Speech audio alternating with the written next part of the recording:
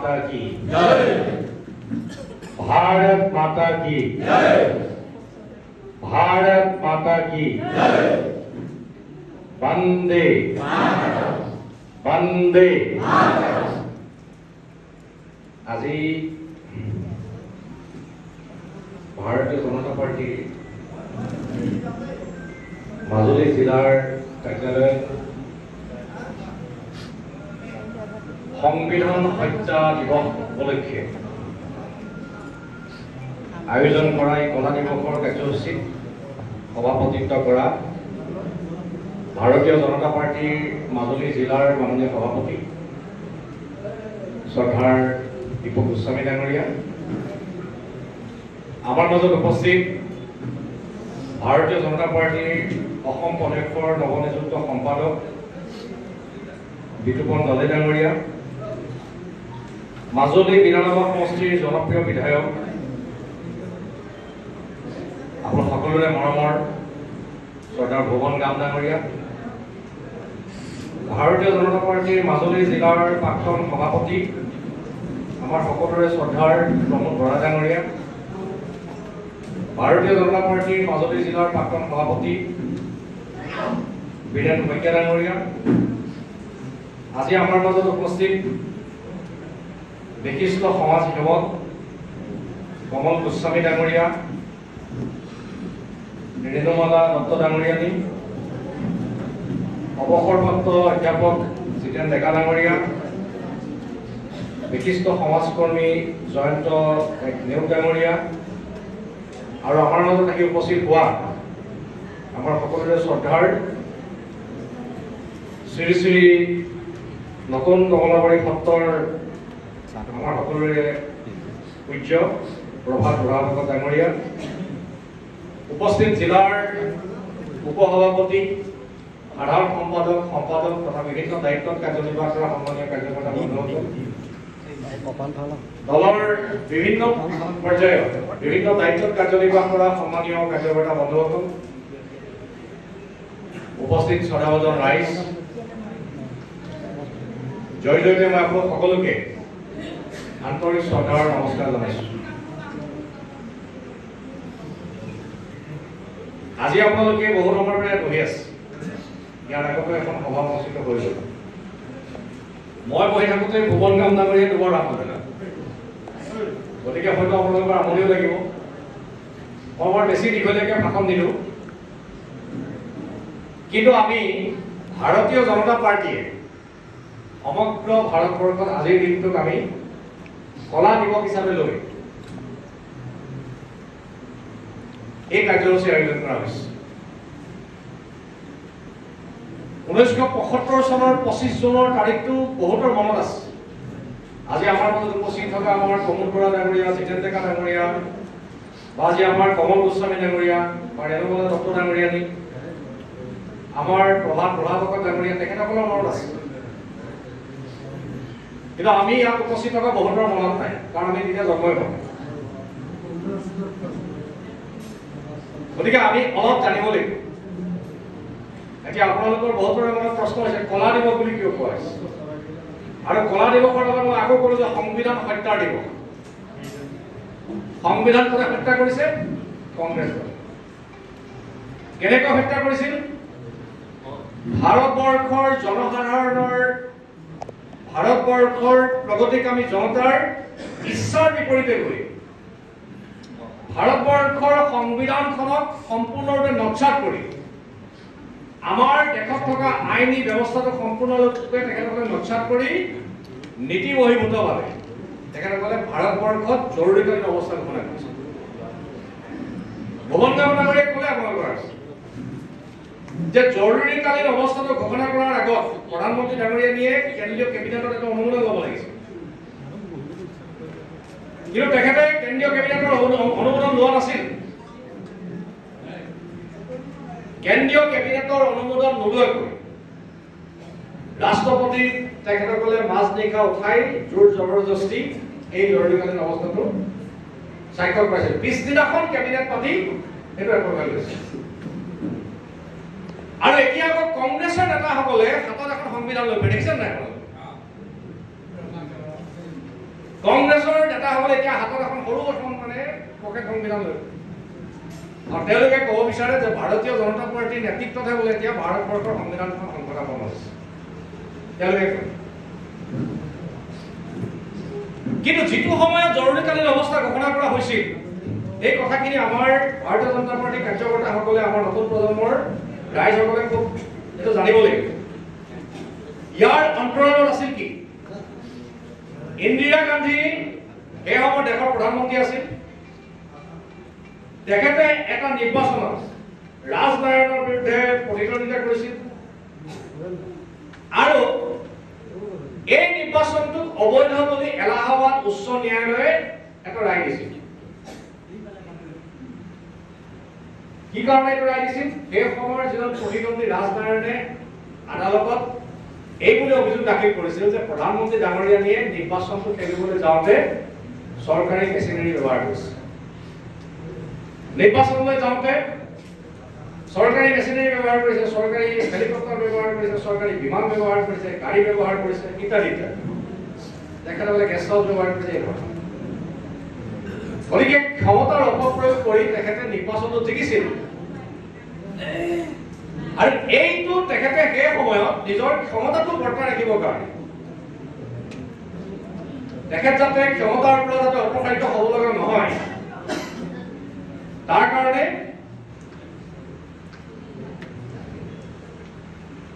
কোনো ধৰণৰ আইনী পৰামৰ্শ নোলোৱাকৈ সংবিধান বিশেষজ্ঞৰ লগত আলোচনা নকৰাকৈ জৰুৰীকালীন অৱস্থা ঘোষণা কৰিছে। আৰু সেইকাৰণে আমি সকলোৱে আজি এটা কথা কওঁ যে এই যিটো কংগ্ৰেছৰ যিটো শাসন সেই শাসনক আমি স্বেচ্ছাচাৰী শাসন বুলি কৈছোঁ। কংগ্ৰেছৰ স্বেচ্ছাচাৰিতাটো ইমান পৰ্যায় পাইছিলে জৰুৰীকালীন শাসন ঘোষণা কৰাৰ পিছত যিমানবিলাক বিৰোধী ৰাজনৈতিক দলৰ নেতা আছিল আচাৰ্য কৃপালানীৰ পৰা আৰম্ভ কৰি অটল বিহাৰী বাজপেয়ীৰ পৰা আৰম্ভ কৰি লালকৃষ্ণ আদৱানীৰ পৰা আৰম্ভ কৰি জয়প্ৰকাশ নাৰায়ণৰ পৰা আৰম্ভ কৰি ভাৰতবৰ্ষৰ বিৰোধী ৰাজনীতিত থকা যিমান ৰাজনীতিবিদ আছিল প্ৰত্যেককে ৰাতিৰ ভিতৰতে গ্ৰেপ্তাৰ কৰিছিল আৰু জেল হাজতলৈ প্ৰেৰণ কৰিছিল। আৰু এনেকুৱা পৰ্যন্ত কৰিছিলে বিৰোধী ৰাজনৈতিক দলৰ নেতাসকলক গ্ৰেপ্তাৰ কৰিছিল।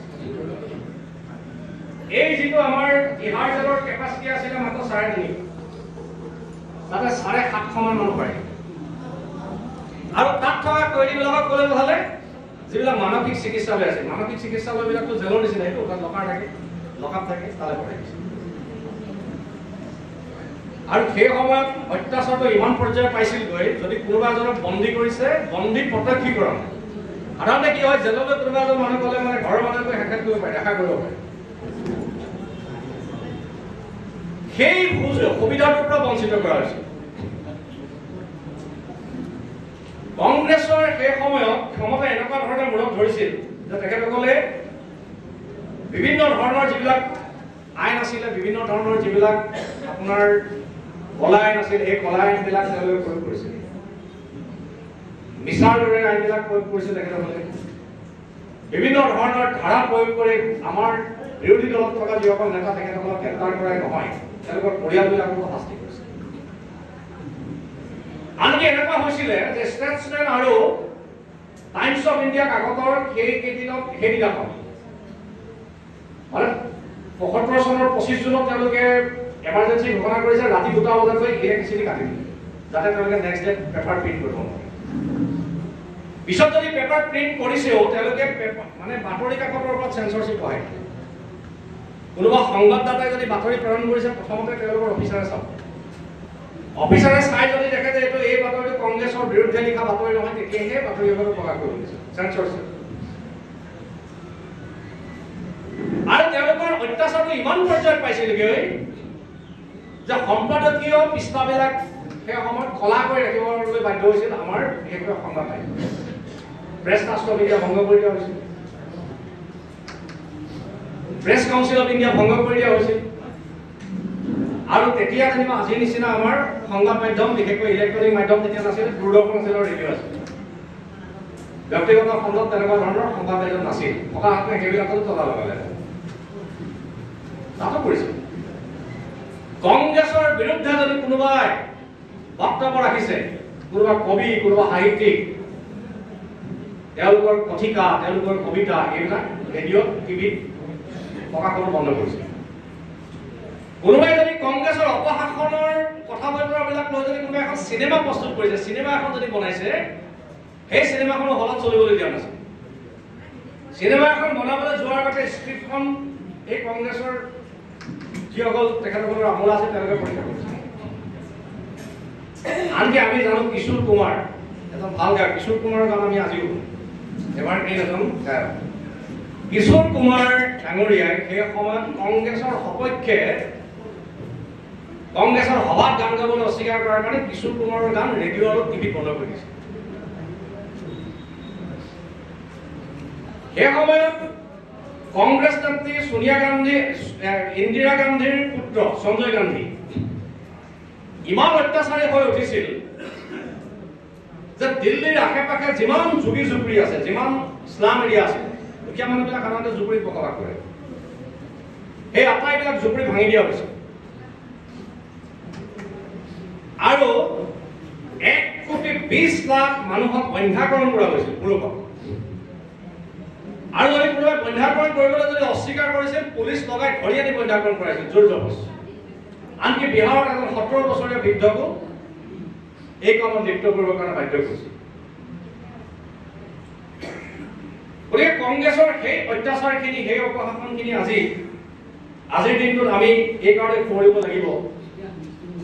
কাৰণ কংগ্ৰেছে এতিয়া সংবিধান ৰক্ষাৰ কথা কৈতো, সংবিধান আটাইতকৈ যদি কোনোবাই ভাইলেট কৰিছে ভাৰতবৰ্ষৰ স্বাধীনতাৰ পিছত সেয়া কংগ্ৰেছ পাৰ্টীয়ে কৰিছে। ভাৰতবৰ্ষৰ আইন ব্যৱস্থাক যদি কোনোবাই আজিলৈকে যদি অৱমাননা কৰিছে সেয়া কংগ্ৰেছ দলে কৰিছে। এই কংগ্ৰেছ দলৰ নেতৃত্বতেই সেই সময়ত আমাৰ দেশত আমাৰ যিসকল বুদ্ধিজীৱী আছিল, যিসকল নিৰপেক্ষ সমালোচক আছিল, লেখক আছিল, সাহিত্যিক আছিল, সকলোৰে ওপৰত তেওঁলোকে চোৰাংচোৰা মেলি দিছিল। আমি এনেকুৱা পৰ্যায় পাইছিল, ক'ৰবাত যদি অপেচাদাৰী নাট্যগোষ্ঠীয়ে যদি নাটক কৰি আছে, নাটকৰ ৰিহাৰ্চেল চাবলৈও তেওঁলোকে অফিচাৰ পঠাইছিল। যদি তাত দেখে যে চৰকাৰ বিৰোধী, কংগ্ৰেছ বিৰোধী যদি কোনোবাই তাত যদি ডাইলগ সন্নিৱিষ্ট কৰিছে, সেই নাটকখন পৰিচালনা কৰি বন্ধ কৰি দিছে। গতিকে এনেকুৱা ধৰণৰ যিবিলাক অপশাসন কংগ্ৰেছৰ দিনত সেই সময়ত হৈছিল, তাৰ কথা বতৰাবিলাক আজি আমি আপোনালোকৰ সন্মুখত আমি দাঙি ধৰিছোঁ। আনকি এনেকুৱা হৈছিলে যিবিলাক ন্যায়পালিকা, যিবিলাক জাজ, যদি কংগ্ৰেছৰ বিৰুদ্ধে যদি কোনোবা এটা বিষয়ত যদি জাজমেণ্ট দিছে, সেই জাজজনৰ ওপৰতো শাস্তিমূলক ব্যৱস্থা গ্ৰহণ কৰিছে। কংগ্ৰেছৰ অনীতিৰ বিৰুদ্ধে যিবিলাক জাজে জাজমেণ্ট দিছিলে, আনকি এনেকুৱা হৈছিলে, মই জাজজনৰ নামটো পাহৰি গৈছো, তেখেতক উচ্চতম ন্যায়ালয়ৰ মুখ্য ন্যায়াধীশ হোৱাটো তেখেতসকলে বন্ধ কৰি দিছিল, যাতে তেখেতে উচ্চতম ন্যায়ালয়ৰ মুখ্য ন্যায়াধীশ হ'ব নোৱাৰে, তাতো তেখেতসকলে বাধা আৰোপ কৰিছিল। ন্যায়পালিকাৰ ওপৰত হস্তক্ষেপ, গণতন্ত্ৰৰ চতুৰ্থ স্তম্ভ, সংবাদ মাধ্যমৰ ওপৰত হস্তক্ষেপ, এই ধৰণৰ কথা বতৰাবিলাকে সেই সময়ৰ কলা দিনবিলাকৰ বিভীষিকাৰ কথা বতৰাবিলাক এতিয়া মনত পেলাই দিয়ে। দেশৰ জনসাধাৰণে তেতিয়া সিদ্ধান্ত লৈছিল, যদিও বাতৰি কাকত নাছিল, সংবাদ মাধ্যম নাছিল, ৰাইজৰ মুখে মুখে কথা বাগৰিছিল।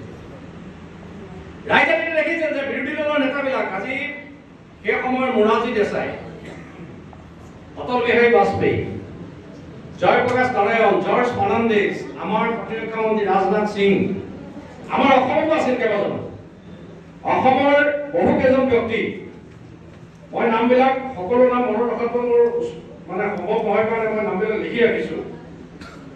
আমাৰ ইয়াত কালপুখুৰীত বন্ধ হোৱা সকলৰ ভিতৰত আছিলে ৰেণুকা দেৱী বৰকটকী, দেৱেশ্বৰ শৰ্মা, খগেন গগৈ, পূৰ্ণনাৰায়ণ সিংহ, দুলাল বৰুৱা, গোলাপ বৰবৰা, নিবাৰণ বৰা, লক্ষেশ্বৰ গোহাঁই, ৰমণী বৰ্মন, ভুৱনেশ্বৰ বৰ্মন, হৰেশ্বৰ গোস্বামী, হৰে কৃষ্ণ ভৰালী, ৰমেন ডেকা। হৰে কৃষ্ণ ভৰালী আৰু ৰমেন ডেকাক আমি জানো, আজি এতিয়া ছত্তীশগড়ৰ ৰাজ্যপাল। গতিকে এইসকল লোকেও সেই জৰুৰীকালীন অৱস্থাত জেল খাটিব লগা হৈছিল। আৰু দেশৰ জনসাধাৰণে তেতিয়া সিদ্ধান্ত লৈছিল 21 মাহ দিন আমাৰ দেশখনত জৰুৰীকালীন অৱস্থা আছিল। 21 মাহ 21 মাহৰ পিছত যেতিয়া দেশত সাধাৰণ নিৰ্বাচন অনুষ্ঠিত হৈছিল, এতিয়া দেশৰ জনসাধাৰণে সিদ্ধান্ত লৈছিল কংগ্ৰেছ দলক ক্ষমতাৰ পৰা অপসাৰণ কৰাৰ কাৰণে। আৰু সেই সাধাৰণ নিৰ্বাচনৰ পিছত মোৰাৰজী দেশাই ডাঙৰীয়াৰ নেতৃত্বত দেশত এখন অকংগ্ৰেছী জনতা পাৰ্টীৰ নেতৃত্বাধীন এখন চৰকাৰ গঠন হ'ল। আৰু সেইখন চৰকাৰ মোৰাৰজী দেশাই চৰকাৰত আমাৰ দেশৰ প্ৰয়াত প্ৰধানমন্ত্ৰী ভাৰতৰত্ন অটল বিহাৰী বাজপেয়ী ডাঙৰীয়া বৈদেশিক পৰিক্ৰমা মন্ত্ৰী আছিল, আৰু আমাৰ লালকৃষ্ণ আদৱানী ডাঙৰীয়া ইনফৰমেশ্যন এণ্ড ব্ৰডকাষ্টিং মিনিষ্টাৰ হিচাপে তাত অংশগ্ৰহণ কৰিছিল। আৰু তাৰ পৰৱৰ্তী সময়ত অসমতো গোলাপ বৰবৰুৱাৰ নেতৃত্বত জনতা পাৰ্টীৰ চৰকাৰ গঠন হৈছিল, আৰু অসমতো অসমৰ জনসাধাৰণেও এনেকুৱা এটা পৰিৱৰ্তন দেখিবলৈ পাইছে। কংগ্ৰেছ দলে আজি বিভিন্ন সময়ত বিভিন্ন ধৰণৰ কথা কিছুমান কৈ আছে। দেশৰ সংবিধান সংকট, দেশৰ সাধাৰণ বৰ্গ,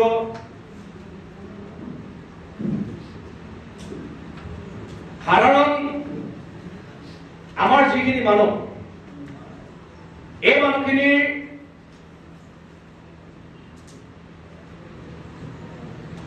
বিশেষকৈ খিলঞ্জীয়া, ভূমিপুত্ৰ, জনগোষ্ঠীয়, জনজাতীয়, অনুসূচিত জাতি, অন্যান্য পিছপৰা শ্ৰেণী, এইসকল ৰাইজৰ